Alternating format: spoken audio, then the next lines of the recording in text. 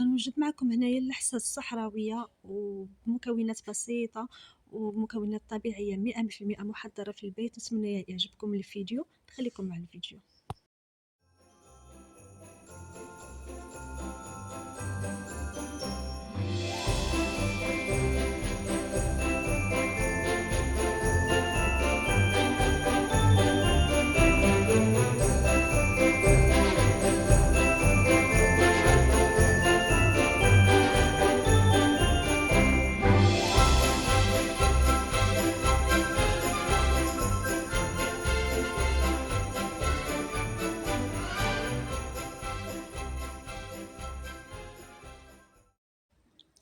كناخدو هنا الزنجلان كنحمروه، ما نخليوش بزاف في المقله، غير كنديوه ونجيبوه باش كيعطينا داك اللون ديالو. كناخدو هنا الشريحه والتمر كنبخروهم.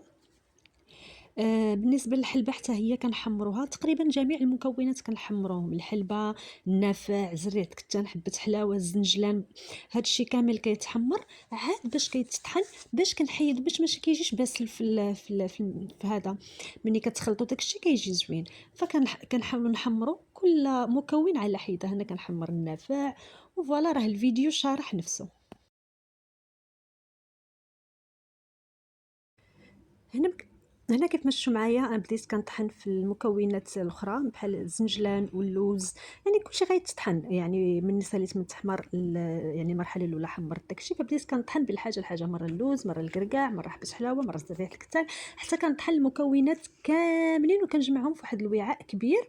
وهنايا البنات كيف ما كتشوفوا الشكل ديالهم، صافي كنزيد عليهم الكوفيه. هذه هي الكوفيه البنات، واحسن خذوا هذه لان فيها الاعشاب واعره واعره واعره. تلقاو عند العطاره البنات فيها الاعشاب الزوينه، ديجا مجرباها بوحدها غير مع هذا، مع بيرلي. اللي ما قدش على هذا الشيء يدير الكوفيه مع بيرلي، حتى هي راه مزيانه. فوالا كتبقى عندكم شحال كديروا القدر اللي غادي يكفاكم. كتزيدوا عليهم البنات زيت الزيتون، اي زيت كيما بغيتو، الحره ولا اي، المهم زيت الزيتون كيف ما بغيتوها تكون. انا كان عندي شويه ديال زيت ارغان زدتها حتى هي، واخا كنبقى فيها غير شويه، ولكن اصلا كاين اللوز راه كيطلق الماده ديالو.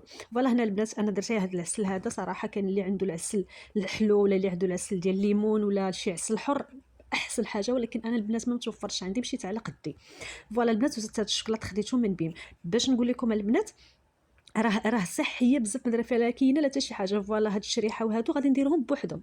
وكيف ما شفتوا هنا البنات جمعتها في هاد القريعه هادي. هادي كانت القريعه كانت عندي فيها املو، كنت مشيت خديت 2 قراعيد املو، 2 قراعيد زيت ارغان من واحد المكان اللي الناس اللي في الرباط غتلقاوه في اكدال، في الزنقه اللي حدا ستاربكس. انا عطيتكم الادريسه نيشان، راه عرفتي عندهم زيت املو ارغان غزال. شريت من عندهم انا 2 قراعي 2 قراعي، راه باقيين عندي وحدين، وهادو ديالي انا ساليتهم. المهم ما علينا. هنا البنات ديك الشريحه والتمر انا درتهم هنايا، وغنزيد عليهم زيت العود. نورمالمون كتكون معاهم حتى الثومه، ولكن نسيت ما بخرتش الثومه، لا بغيتو تزيدوها زيدوها. وهنايا البنات صافي كنكون ساليت، درت هاد القريعه ديالي. بالنسبه للاستعمال راكم عارفين 3 المرات في النهار بالنسبه للحسه الصحراويه، وتميره وشريحه في النهار بالنسبه لهذيك اللي صايبتو والزويته تقدروا دوزوها مع الخبز.